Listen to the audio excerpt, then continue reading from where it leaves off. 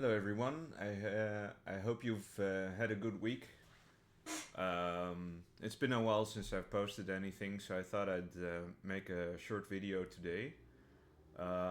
There's a few things I wanted to talk about and wanted to touch on because there's been some new things in my life that I thought would be interesting. So as you may have noticed, I've just relocated recently, which was a pretty big deal and pretty big risk I took as well. It cost me a lot of money, but it had to be done, and I just uh, the timing was just right. I mean, if you've seen my last video, I actually just got lucky last January. Got a big cash injection and was able to make all this happen. There were some complications and stuff, but nothing, I guess, nothing I couldn't handle. But yeah, I'm finally settled now. Basically, more or less, everything is more or less in order. I've got a much more uh, how do you say, attractive like background now for my videos and stuff like that. Although I think that might still need some work, but I think it's definitely getting there. And while I was at it, I also decided to get back into the wargaming hobby, and specifically Warhammer 40k. So since I had the money, I was like, might as well. And actually, now that all that is done, and I just started my new job and everything, and with all the stuff that's been happening, I actually figure it was a good idea because it's actually keeping me sane. Let's say, just being keeping my hands busy because it's it's been a bit tough.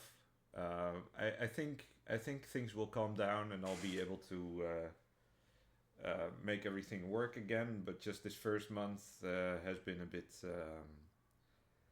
or these first few months, I should say, have been a bit strenuous. Let's say I'm not gonna get into details because it's probably not important. But as I said, I thought I'd make a video about this thing. I thought I'd make a video about the hobby, about Warhammer 40k, and about what I'm planning to do, just for the fun of it, and give everyone an update. And maybe there's a new avenue for me for things to talk about, because I'm definitely very interested in the lore and in games and stuff. Role playing games, wargaming, and all that stuff in general.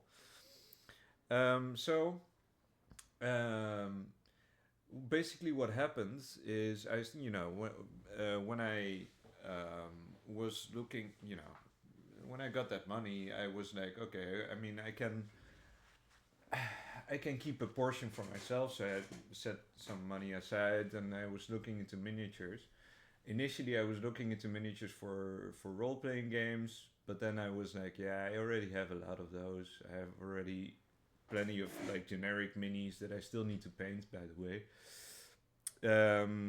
And then I discovered the fact that, or I actually remembered the fact that you had a set of a Rogue Trader kill team, right? And I was just playing the Rogue Trader video game, Warhammer 40k Rogue Trader by Allcat Studios, which is a really cool game in my opinion. It came out in 2023, I think. It's a big contender for, it's around the same time as Baldur's Gate 3 and a few and games like that.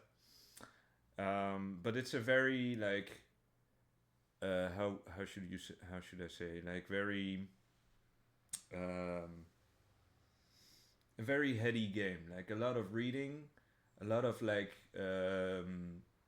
lore accurate kind of alignment choices and things you can do with your character, and as well as with your companions, who sometimes will align with you and sometimes they won't. And but at the same time, it gives a very interesting new perspective on the 40k universe, because obviously we tend to think of the Imperium and of humanity as like these immovable, like kind of, you know, like this dystopian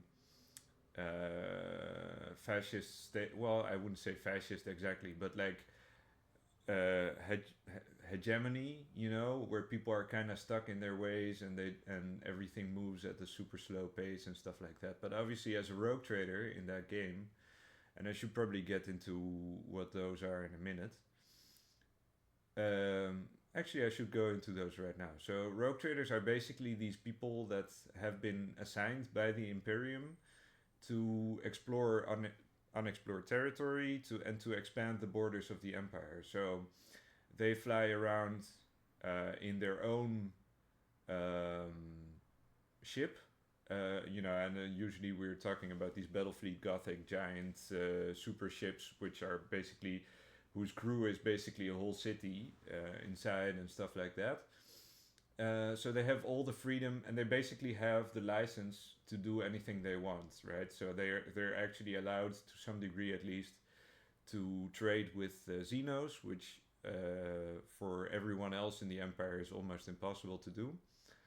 And things like that, and some of them dabble in sorcery and stuff like that. It really depends on what kind of person you are, like, but they generally take a lot of liberties, and obviously at the same time they're both at odds, but also sometimes in bed with the Inquisition and stuff like that. So depending on what kind of person they are, they might have good or bad relations with the Inquisition, and the Inquisitors themselves are likewise similarly powerful persons with a similar license to do as they please, let's say, but they have a different goal in mind to do that. So basically, when I remembered that, and I started looking into Warhammer, and I found out that you have a whole faction now. Well, you've had it. I mean, you've had it before. It's not new necessarily, but obviously in 10th edition now there's a whole codex for it, and I got the codex as well. And it's called the Imperial Agents. So you have like Inquisition, Rogue Traders, or basically Navis Imperialis Fleet is what they call it. So the Imperial Navy, and the various factions of the Inquisition, the Ordo Malleus, Ordo Hereticus, and Ordo Xenos. And basically in the Codex you got all these things thrown together, and obviously they have this, you know, as a special ability they can loan out their units to other Imperial armies. So if you're playing Imperial Guard or Space Marines or something else, you can take one or two Inquisitors and a few units and a retinue and maybe transport or something like that. But at the same time, on the other hand, if you play Imperial Agents, you can take all that stuff and mush it together and create like a weird fighting force. Depending on the detachment you use, obviously you're going to make some selections there, but it's very, you know, it's a very weird forest because everything is so disparate and so strange, and at the same time the codex itself is not very efficient. But I might get into some more details. I could show you the book first of all. Right, so this is the Imperial Agents book, and you know, so you've got you've got the assassins. I forgot about those, the Officio Assassinorum. And then you've got the Inquisition, you've got the Ordo Xenos, Ordo Malleus, Ordo Hereticus, and then you've got the Imperialis Fleet. And the Imperialis Fleet is basically this is Ordo Malleus, Banish the Demon. And the Imperialis Fleet is basically the most or the most competitively viable detachment in this book, basically, because their abilities apply to all the units, most of them at least, while the others only apply to specific ones that are aligned to that specific ordo and things like that. So it's a bit strange. And there is another one that isn't in the book but came out in the index later on, or not the index, in the Grudmas update from December, which is the Wildblade Elimination Force. So that's basically a detachment. So basically army rules. specifically for assassination force, right? So you have all 4 assassins. They get some special abilities, and then you expand upon that. So I've made a bunch of army lists and stuff like that to see what I can get off of the ground. So first off, to start, I got 2 box sets. So one is my favorite was this one, the Ordo Xenos Battle Force. So this includes like the Death Watch Space Marines, an Inquisitor, Inquisitor Draxus, a Navigator, and then the Inquisitorial Henchmen, who are kind of lame, and then you have the Rogue Trader and her kill team, where basically that's why I got this box mostly. But although I do like the Death Watch, and Draxus has become like in all my lists, she's usually featured. And you also got this beauty here, the Corvus Blackstar, which is way too expensive for its own good, according to people, but I just like how it looks, and I'm still featuring it in most of my lists. And then I got the second box, which is the Ordo Hereticus Battle Force. So this has the Sisters of Battle on this side, and then you have more Inquisitorial agents who are just kind of nobody cares. Inquisitor Greyfax, who's pretty hot, and then a bunch of Adeptus Arbites. So the Adeptus Arbites are basically Judge Dredd in space. So they're pretty fun, and they have a few building options, so I try to vary with them a little bit. And then you have the Immolator, which is the Sisters of Battle's transport vehicle. So I've got 2 transports. I got some few more odds and ends. Got a bunch of Grey Knights. I made my own Inquisitor, so I can show you all that stuff. And I got all 4 assassins and so on and so on. So I spent a lot of money on this shit, to be honest. But I basically got everything represented except for the Inquisitorial agents, who I used as kit bash fodder for other stuff. Which I'm going to get into in a minute as well. And what I also got is a couple of these guys, right? So you got the Imperial Knights, and I got a couple of Armiger Warglaives. So these are basically my anti-tank option, my main anti-tank option. My Sisters of Battle are going to help a little bit, and hopefully my Corvus Blackstar as well. But these guys are gonna go in down and dirty with the tanks. So I guess what I let's see, where should I start? So I got the 4 assassins, but those are pretty. I haven't changed anything about those. I've got the Calidus assassin here. Hopefully she shows up a little bit. So when I was building her gun broke, the barrel of her gun. So I had to make a new one. I don't know if it shows up very well. So it looks a little bit beefier than it originally did, but I'm actually pretty happy with the result. I've been working with a lot of modeling putty. So I use this stuff here. Tamiya epoxy putty. So I've been using it to fill in some gaps and stuff like that if I made a mistake assembling my miniatures, and I've also used it to create few more wild modifications, let's say. So for example, right, you've got the you've got the Rogue Trader, who's my favorite character and concept in the army, and she's this figure here. Let's see, maybe I could grab a. Let's see if that helps at all. Right, so she's got the feathers on her cap and everything. I haven't changed anything about her specifically, even though I've thought about it, and I've thought about finding a proxy or something else, because she's there's not much to do with her, right? You can't change her pose or anything. She's very set, and so is the whole kit for this kill team. but I still like her actually. So I'm keeping her as is. But so what they did basically is you got this kill team which is 10 figures, right? And you got the rogue trader with her entourage of like a rejuvenant adept who's like a medic. But in her case, she's like a medic slash plastic surgeon. And then you've got the Death Cult assassin, who's not like a full blown assassin like the official Assassinorum guys, but she's pretty decent, and she's in the little squad. And you've got the Electromeister, who's basically a tech priest, but he's focused on electronics rather than the machine spirit. And you've got these two, like you've got these electro guys in the Rogue Trader video game as well. At least like nominally, because they're still basically Adeptus Mechanicus. It's nothing too different, but this guy is a bit more steampunky.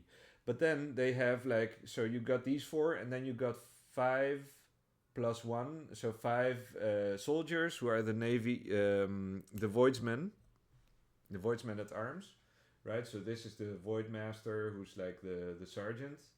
He's got like a shotgun and a las pistol. And then you got the rest of the guys who basically have their las guns. Let's see. And they look pretty default, but they're also not customizable, right? So if you buy the kit, you can just put them, you can just assemble them one single way, and that's the way they're gonna be. But so what they did in the codex is they split up the kill team into 2 squads. So you got the Rogue Trader entourage, who are four guys. It's the Rogue Trader with the 3 guys, with the medic, the tech priest, and the Death Cult assassin. And then you got a squad of 5 soldiers, plus the rotor, so 4 soldiers plus the rotor cannon guy, and including the Void Master, and then the dog. So the kill team also has a doggo. That's this guy. Wait, here you go. Is it even visible? Well, whatever. You get the idea. It's a little doggo. And they put it in the fucking, like, I would expect that the dog would be in the Rogue Trader team, right? Because he's like, it's a rare specimen in the 41st millennium. You barely have any dogs, and she has a dog. But it's in the Voidsman squad. And so the thing is, like, the Voidsman squad is like a 50-point unit, which is very cheap, and it's ideal for, you can, because if you play Imperialis fleet, you can deep strike them, so you can plop them anywhere on the field. And they can go take objectives and stuff like that. I can show the navigator in a minute too, but the problem is that in order to get more Voidsmen, you need to get the whole kill team, which I'm not doing. So what I did is I got a few boxes, a couple of boxes of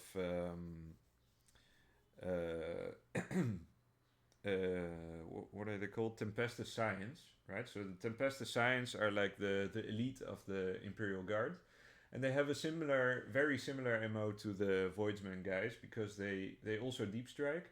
They also have las rifles, and they basically have the same stats. So I basically proxied 2 more squads of these Voidsmen for these guys, who are a little bit different. They look more like expeditionary guys because they have these backpacks with their sleeping bags and everything.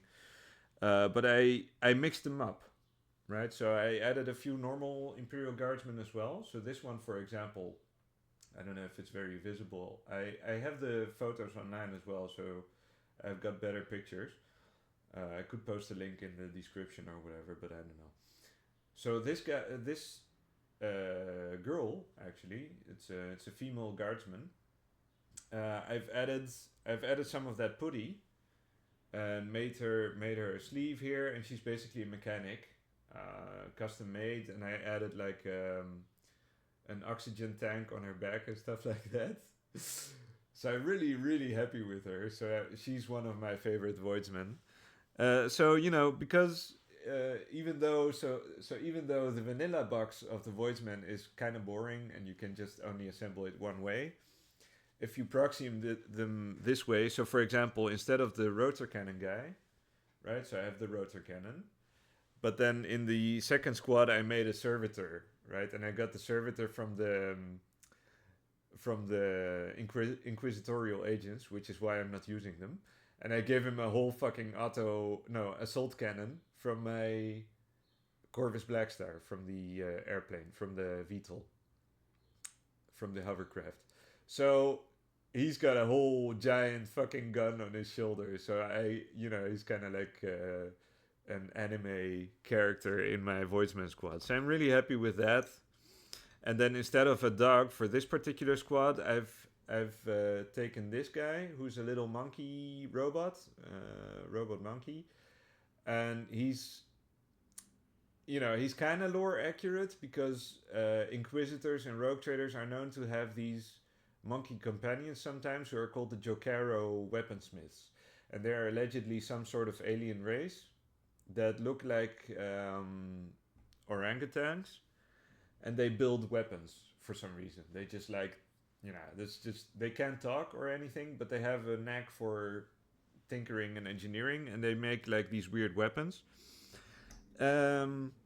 So I've included him and he's not actually an orangutan at all. He's more like a robot monkey with wings. So my lore idea is basically he's a proxy of a proxy. So basically, in the lore of my army, he's basically a robot monkey that was built by the Jokero weaponsmith and given to that squad. And the weaponsmith doesn't, he doesn't go outside to fight because he's just a weaponsmith, right?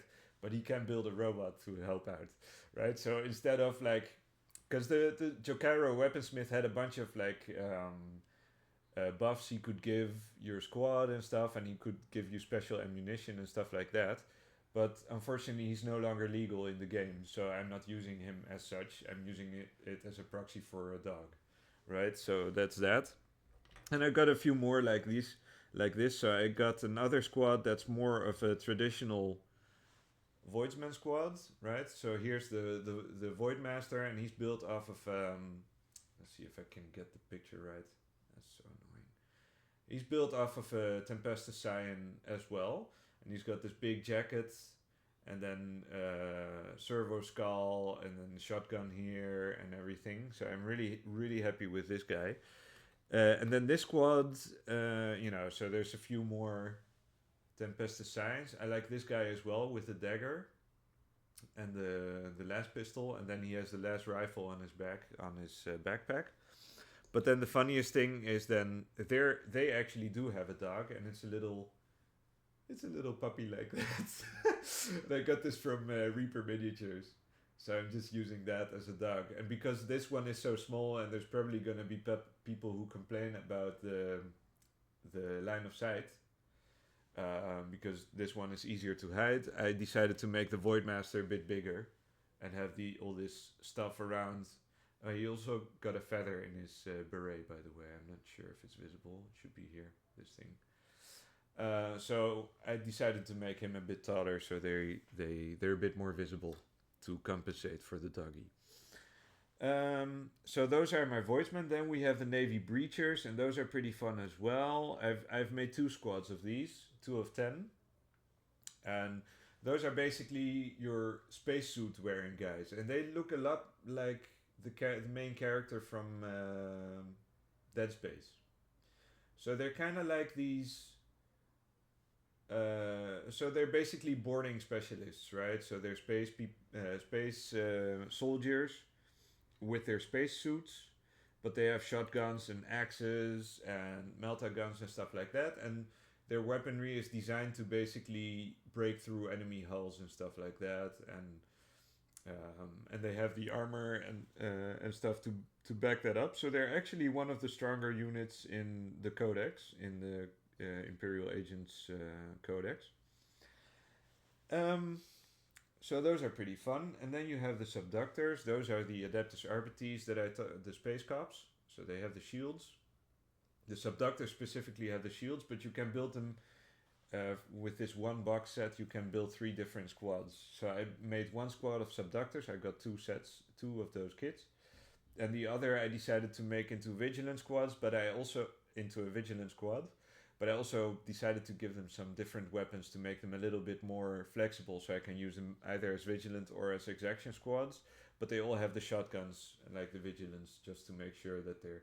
But I made like 2 of those sniper guys that I'm very happy with, because I wanted to use the snipers for for one-page rules for a different game. I'm gonna get into that as well later on. And you know, I've got this guy with the grenade launcher, and I've got the proctor, whatever, the guy, the boss with the megaphone, the Nuncio Aquila. So basically, he screams into his megaphone and scares his opponents. That's what he does in game. And then they also have dogs, right? So I basically have 4 dogs in the whole army, and actually technically it's 5, but like I've proxied 1 with a monkey, so I'm not counting that. And I've got the other one here. So the subductor squads the subductor squad I've already primed, so they're ready to start painting anytime soon. And then I got my Deathwatch Space Marines. I got these guys with the hammers. I built them with like 2 squads, 2 hammers, 1 shield, and 2 heavy weapons. So you got the frag cannon and the this is the Infernus heavy bolter. And once they're painted, they'll probably be a bit better visible.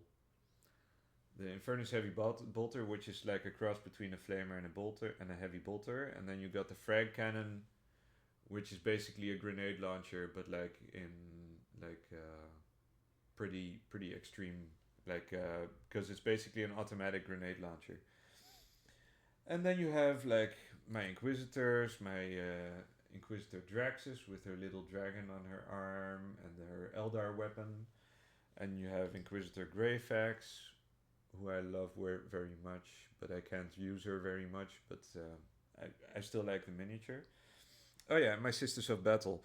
So the funny thing is, like, this army is like my first in a lot of ways, right? So I've made Warhammer 40k armies before. I've had like a White Scar army back in when I was still in Holland, and I was pretty happy with those. But obviously they're just Space Marines, right? So you can't really you don't have much variation there.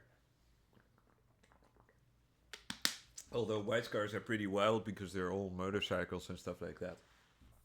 But I've always, you know, as a kid and stuff, I was always looking through Games Workshop catalogs and looking at Sisters of Battle and Grey Knights and all that stuff, and I was like, I should get some of those and stuff. But with this army, I can actually get all that stuff. So I got my first kit of Sisters of Battle, and they now have plastic sisters, which is amazing because they're very customizable and they're very pretty.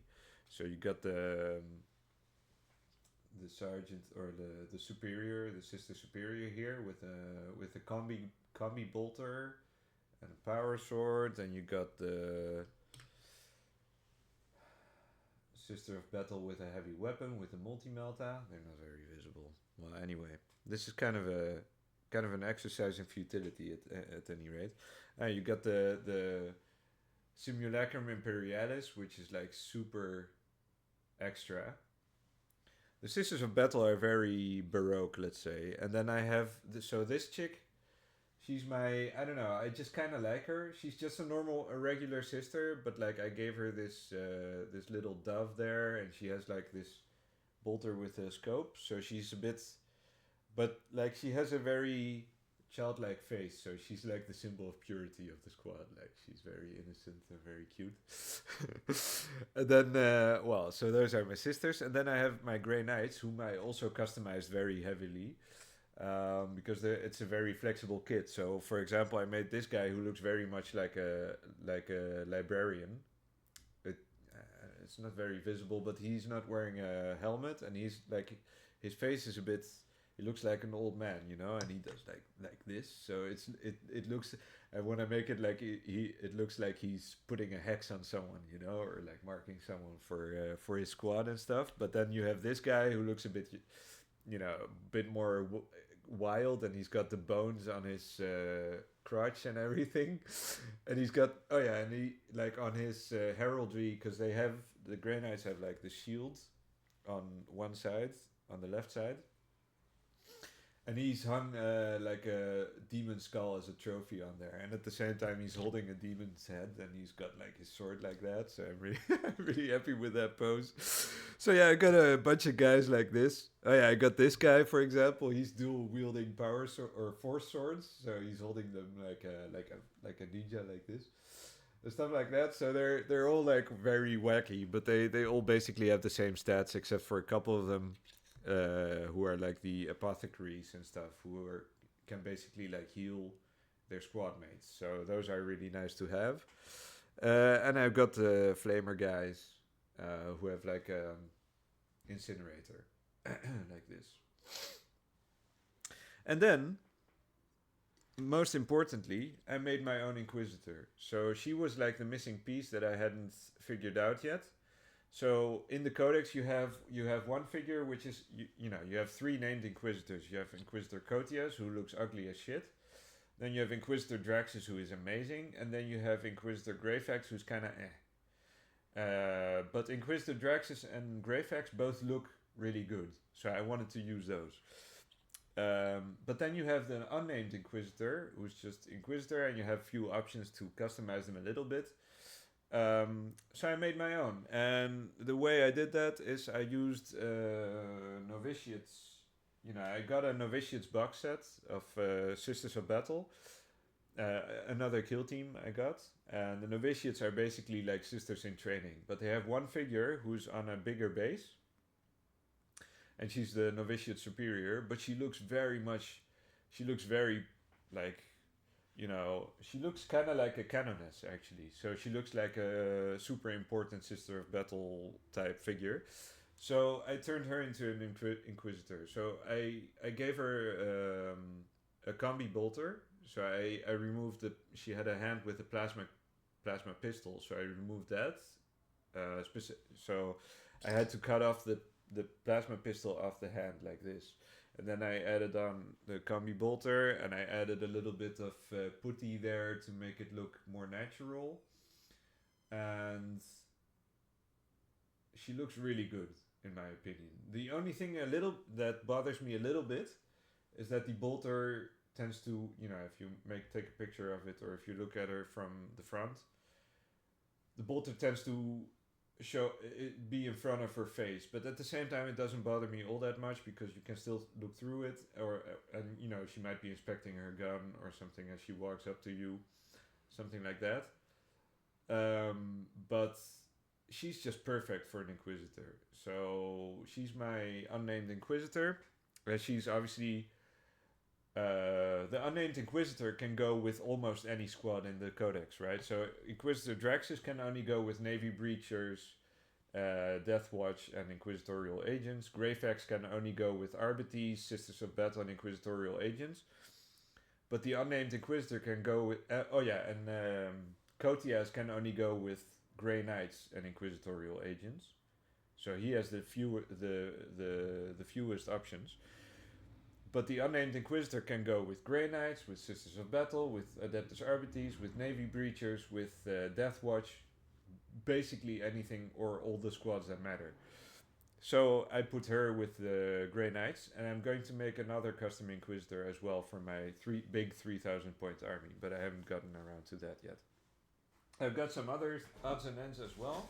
I got an Imperial Rhino. I just primed it. I haven't assembled it yet. I primed all my vehicles now, so I have the parts for my armigers, for my warglaves. I've primed as well, and for my immolator and for the Corvus Blackstar and everything. So, and all my dudes are now basically assembled. So I'm actually in the process of priming them and starting to. I'll be starting to paint them like in probably next week. Because Sunday I'll probably sit down and prime the rest of them. Hopefully, if it's not blowing too hard outside, because that's a big issue. I tried today, but it was blowing in the wrong direction. So I did a squad or two, and I did the Rhino today. But I was like, yeah, maybe I shouldn't waste my primer on that right now. So yeah, really happy. I got another assassin here, the Kulexis assassin. He's really dope. So this guy is an anti-psyker. So he's a null basically. So he doesn't have a soul, and they put him on the battlefield to go after psychers. So he's really scary. At least in the lore, he's really scary. So yeah, what was I getting at? So basically, the thing is, oh yeah, I've got a few more things. I've got the navigator, right? So you have this unit called the navigator, and he's basically this. He's another psyker, and he basically prevents your opponent from deep striking on you. So I got a few of those. I got a couple, actually three, but I also got a few proxies that I want to use, and this is where it gets interesting because this is where the lore comes in.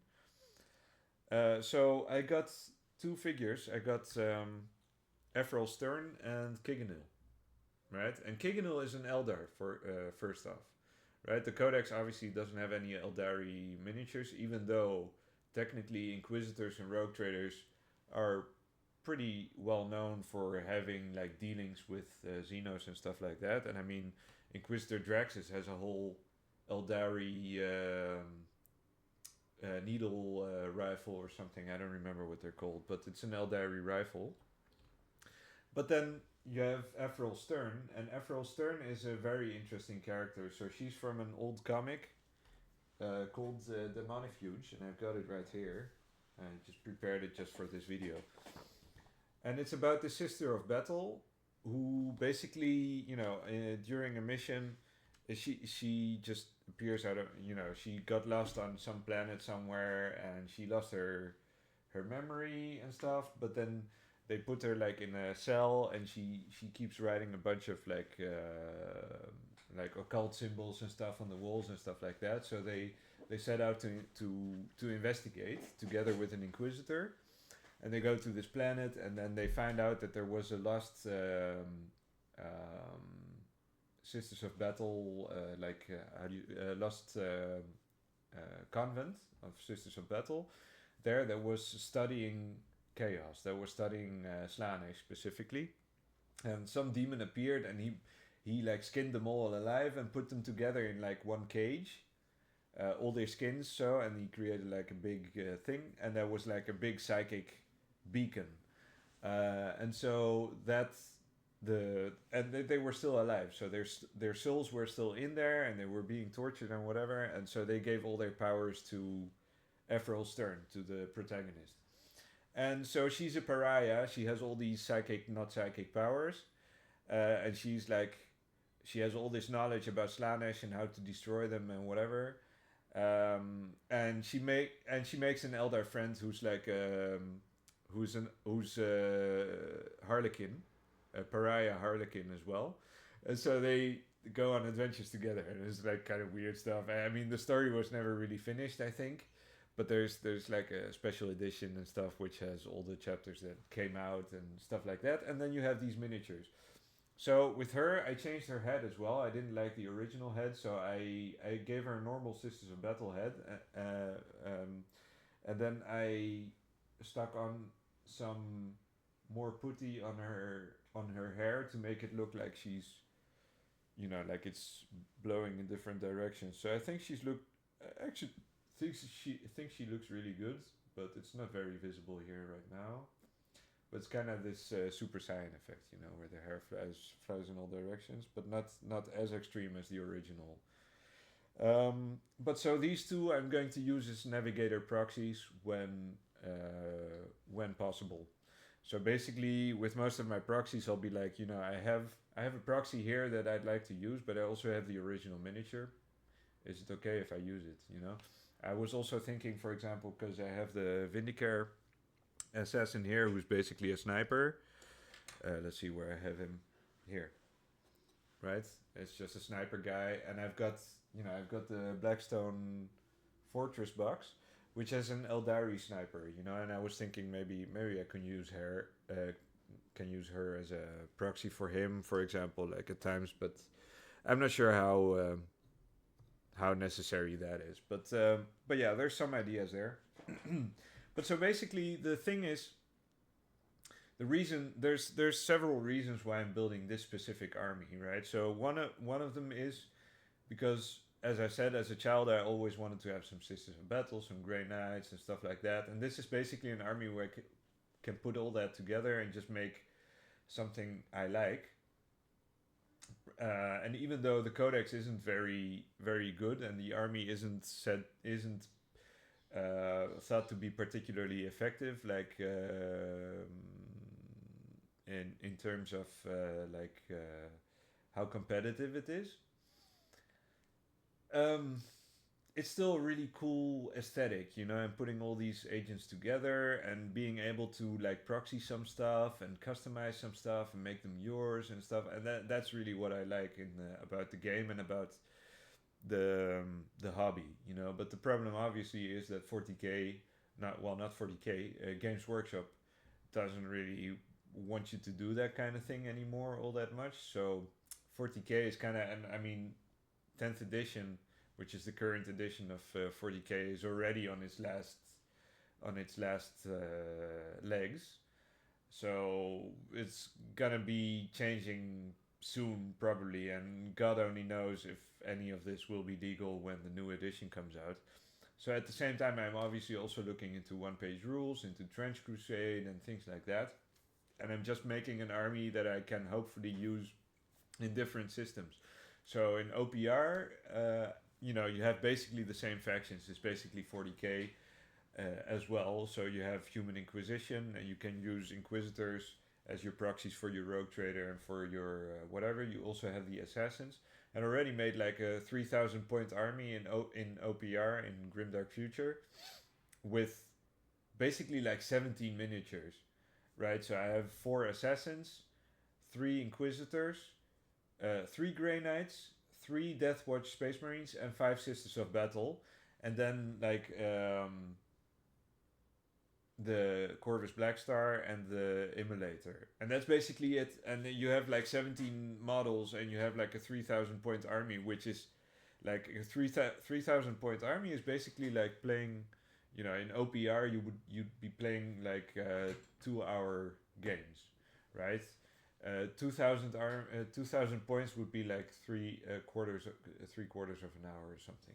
It's a much, it's basically 40k light, right? It's designed to be much more easier to handle and to run games. It's only got 2 stats and it's very much simplified, but it's still got a lot of depth and stuff. And you can still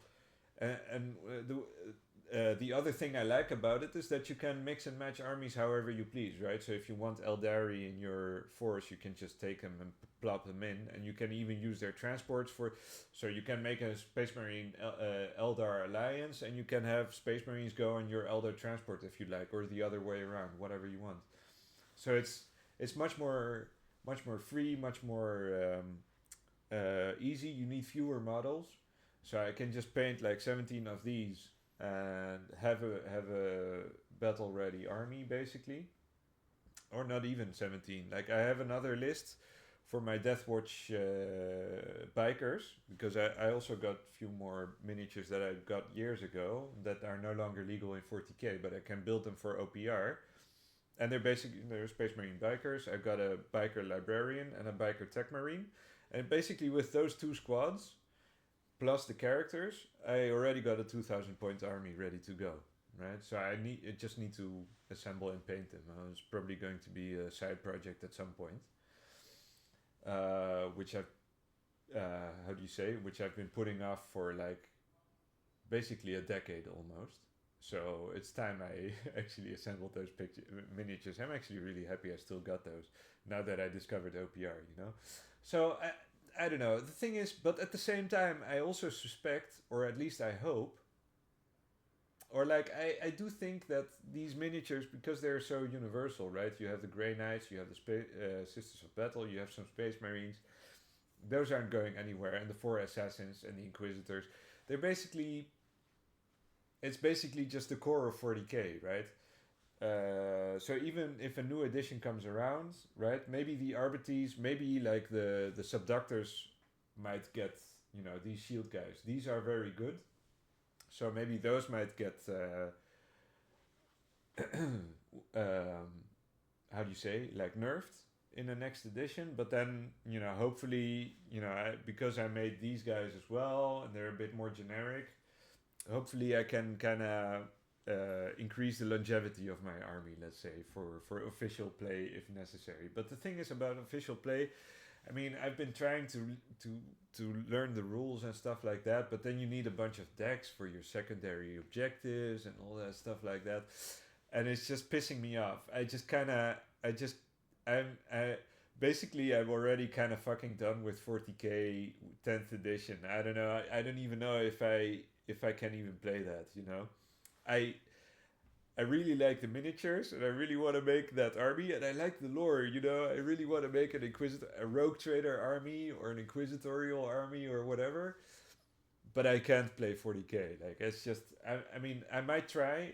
I have friends. I got a group to play now, but I've been putting that off as well. So I don't know if that's ever gonna. Well, it's probably gonna happen once or twice. But I really don't. I barely even understand what I need to play. Well, with one-page rules, it's much more clear, much more. How do you say? Coherent. You got literally 2 pages of rules, and maybe the advanced rules are like maybe 30 pages or something, right? And then you got the army books, and those are just a page as well, right? So it's very very simple. Um, but at the same time, I do think I needed the medicine. I do think I needed that creative outlet to just kind of, because obviously I could do other things. I just recently released a book and stuff like that, and I was thinking about maybe a second one, but I don't want to force myself with that kind of stuff, and I still want to, you know, I'm still not done with it. I still want to release a second edition and a Greek edition for my book. So I'm not ready to start writing the next book and stuff like that. But at the same time, I do need the creative outlet, and I do need to keep my mind busy while I'm at work. Because work, I mean, I just got to soldier through right now because I need the money to pay for the apartment and everything, and to pay the bills. But at the same time, and I mean, it's the same old, same old. I've been doing this for 10 years now. And it's kind of, at my last job, I was lucky I got fired the way I did. You know, I was, because it's kind of, it's kind of wearing on me. Was that the word? It's. I'm just really tired of that stuff. And keeping my mind busy. Now, well, the current job is a lot better. So it's a lot less demanding, and at the same time, customers are a bit more calm and more collected, and a bit more prone to do their own research. So that makes me very happy. But at the same time, having like these minis and the avenue to just uh, do some painting while I work and stuff like that is just perfect for me. Um, and at the same time, I'm expressing myself and creating my own characters and my own lore for the army. So basically, what I was thinking is basically like, I was kind of half thinking maybe my second Inquisitor could be an Ordo Chronos one. So the Ordo Chronos is basically it's an obscure inquisitorial order that that is there to protect the timeline of the Imperium. So they're there to like hunt like time travelers and stuff like that, but they obviously do it themselves as well. So, and obviously, so my idea is like that's why you have all these disparate forces and all the three Ordos. Like you have both, or not both. You have Malleus, Xenos, and Hereticus together in one army and stuff like that. So it's basically like Avengers Assemble. It's like the most ridiculous force, and then 4 assassins, all 4 of them, who are all from different, how do you say, departments of the Officio Assassinorum, right? So it's like ridiculous. It actually doesn't make sense at all. But like if you make it like a multiverse kind of thing where the Inquisitor has gone to like different dimensions and made alliances with all these different factions and stuff like that, and then you can maybe like paint your Grey Knights like purple or something and give them a different, make them a different chapter altogether. Then it's a lot more interesting, So that's kind of actually. Maybe I should do that. Maybe I should make my Grey Knights like Soul Drinkers or something, because they're kind of like that. They look awesome. They have their purple armors and stuff, and I think they're Psychers too. You also have the Exorcists; those are pretty interesting. But I think the Soul Drinkers, that would be a cool idea. They have they have a grill as their chapter symbol, as their heraldry. So I might actually do that. They also have some interesting lore and some cool books. But yeah, I gotta read the books as well, like Eisenhorn and stuff like that, and Dan Abnett's books in general, because there's a lot of lore there as well. But yeah, right now I'm just doing my thing. But yeah, basically, there's a lot I could get into, because I've been thinking about James Workshop and their policies and how the game has been evolving, because obviously I've been playing since third edition, and third edition was I could still make a third edition army with this basically, which would probably be a lot better, because third edition is it's just fine, it's great, it's actually very simple, and you have accurate points measurements for all your weapons and equipment and stuff like that, and your war gear. While 10th edition is much more set in its way, and certain squads you can't modify at all, like those Voidsmen. They're all equipped with less guns and less pistols, a rotor cannon, artificer shotgun, and the dog. That's all they get. You can't change any of that, which is kind of sad, because like a rogue trader, or the rogue trader retinue, right? The rogue trader, you can't change anything about having a death. You have to have a death cult assassin, rejuvenate adept, and the electromeister and the rogue trader, and they all have to be on 25mm bases. Even though like a rogue trader, just like inquisitors, have a whole fucking retinue of guys, of elite soldiers and stuff like that, and Xenos friends, allies, and you name it, right? So in the Rogue Trader video game, you have a Sister of Battle in your retinue, you have a Rogue Psyker, you have a Space Wolf Space Marine, you have an Inquisitorial Agent, who's also a Psyker, you have a Tech Priest. What else do you have? You have a cold trader who's basically like a second rogue trader, and then you have a navigator. And the navigator is also, at least you have a navigator in the army here. But the navigator, bro, she's so fucking powerful. It's pretty funny. But yeah, the navigators are these how do you say? These mutants.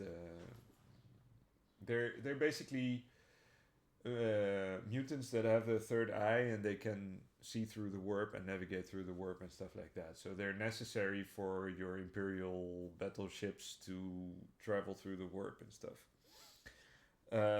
So obviously them going into battle is a bit extreme. It shouldn't happen normally. But in Rogue Trader video game, you can just have her in your party. So yeah, and the video game is obviously the reason why this codex even exists, right? And why there's a detachment for Imperialis fleet and stuff like that. Because that video game was pretty big for 40k. Pretty popular as well. There's a lot of memes about Rogue Trader, Warhammer 40k Rogue Trader, which are pretty funny, and a lot of fan art and stuff like that. And so this is kind of my my swan song for 40k, because I don't think I'm gonna build another army after this. I have a lot of BattleTech armies as well, a lot of which are, or a decent amount of which are actually painted. I think I've painted like maybe a third of my BattleTech miniatures. But BattleTech is a different beast altogether. Used to be. I mean, Catalyst, the current publisher, is kind of ruining it right now. So it's kind of back and forth between James Workshop and Catalyst Game Labs. Um, and you know, obviously, Games Workshop is a lot worse in some respects, especially in terms of marketing and stuff like that. But their lore and the games are still mostly intact, and they still have some good games. Like Age of Sigmar, I've heard is really good, and Spearhead and stuff like that. But yeah, I gotta look into those. But you know, my foremost, I think, priority is just in creating my lore, creating my display army, and playing some one-page rules. I think that's the best way to go about it. I might try my hand at Trench Crusade as well, and just plop some Grey Knights with an Inquisitor in there and pretend they're like from a different dimension or whatever. But I don't know if I care enough about Trench Crusade, to be honest. The lore is pretty funny, but it's not really my thing. So anyway, I hope that was interesting. I would definitely like to do more lore videos and stuff like that. And obviously, what I'm thinking of doing is once I start painting, I might set up a few cameras and stuff like that to do some painting streams. I think that would be fun, and we could talk about whatever, we could talk about conspiracy theories, we could talk about daily happenings, we could talk about the lore, could put on some music and just chill and see what comes of it, you know. So yeah, hopefully I didn't bore you for a whole hour. If you were watching all this time, I thank you a lot. And maybe I'll see you next time on a stream or a painting stream or whatever it may be. Anyway, guys, have a great weekend, and I'll see you around.